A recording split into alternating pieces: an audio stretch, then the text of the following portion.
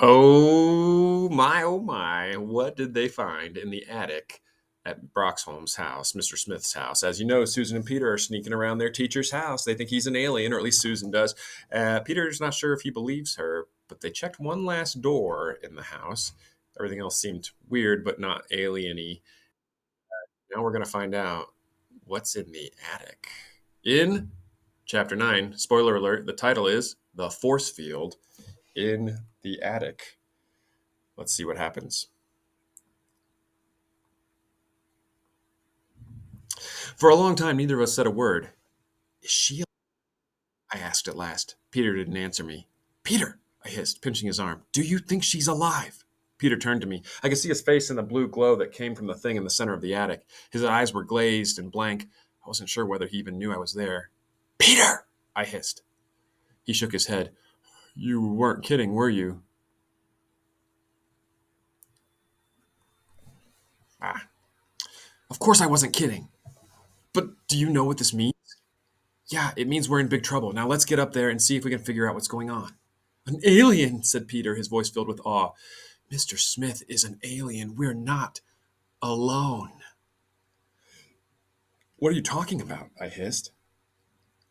Intelligent aliens? Mankind is not alone in the universe. Well, I'm feeling pretty alone right now, I said. Are you going to help me or not? Peter closed his eyes and rubbed his face. Suddenly his awe turned to fear. Oh my God, he said. What if Mr. Smith catches us here? I rolled my eyes. Why do you think I've been so scared all night, you yo-yo? Suddenly I realized what was going on. You never did believe me, did you? I said angrily. You thought this was all just a joke. Peter shook his head. I believed you, he said, but I didn't really understand what it meant until I believed it this way. He shrugged helplessly. I can't explain it, he said.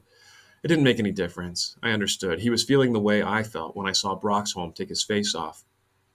Come on, I said. Let's get up here. Despite my brave words, I climbed the rest of those stairs pretty slowly. Peter climbed up beside me. Standing side by side, we stared at the terrible thing we had found. In the center of the attic was a column of blue light. It was about 3 feet across and stretched from the floor to the peak of the ceiling, and in the center of it stood Ms. Schwartz. Her eyes were wide open, but they hadn't blinked once in all the time we had been looking at her. Her frizzy black hair was standing straight out from her head as if she was getting some kind of horrible shock. Her hands were at her sides, palms forward, fingers separated. I looked carefully, but I couldn't tell if she was breathing. Is she alive? I asked again. I don't know, said Peter. It's hard to tell. We stepped forward. Miss Schwartz didn't move. The air smelled funny. My hair started to move by itself. I could feel a strange tingling on my skin. It's a force field, said Peter, taking another step forward. I knew he was the right person to bring with me. Only a person who read that much science fiction would know what to call something like this. Now, if he only knew what to do about it. Unfortunately, he didn't. If I could just figure out where it came from, maybe I could turn it off, he told me. But I don't see any equipment. Besides, I'd be afraid of hurting Miss Schwartz. I nodded. Do you think she's okay in there? I asked, blinking back a tear. How had how had Broxholm done this to her? Maybe the handsome creep had tricked her into going out on a date with him. What a treat. A date with an alien. I could just imagine his line. Let's go see a film. Then I'll take you back to my house and lock you in a force field. What a rat. Oh, Miss Schwartz, I moaned. What are we going to do? I couldn't stand seeing her trapped like that. I stepped forward and tried to reach out to touch her. Don't! Cried Peter when he saw what I was doing. But it was too late. I had already laid my hands against a blue light. I felt a tingle run through my body. For a terrible instant, I thought I was going to be drawn into the force field too, but it didn't happen. What did happen was I heard a voice inside my head. Susan, don't worry about me. You've got to warn the others. It was Miss Schwartz. Peter, I yelled, come here, touch the force field. You can hear Miss Schwartz.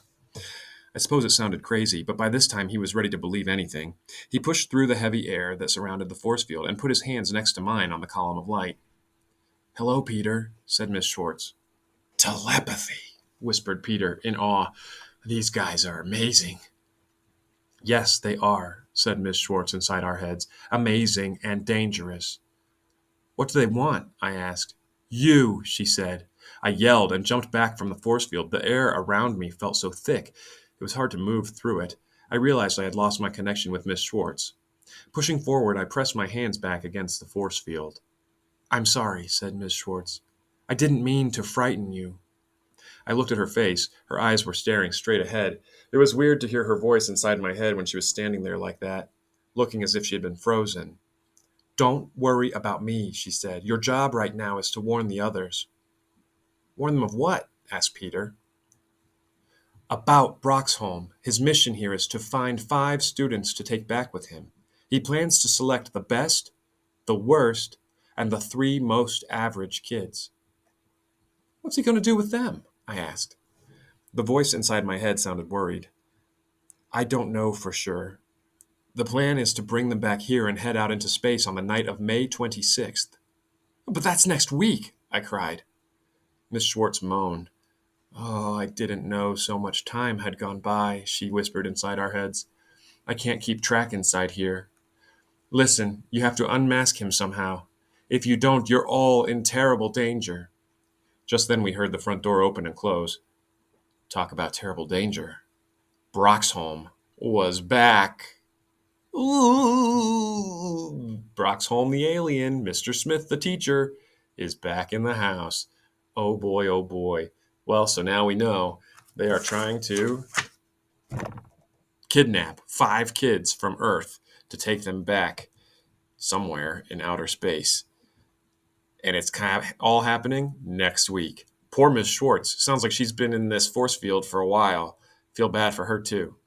Let's see what happens next. Looks like Chapter 10 is called Solo Effort.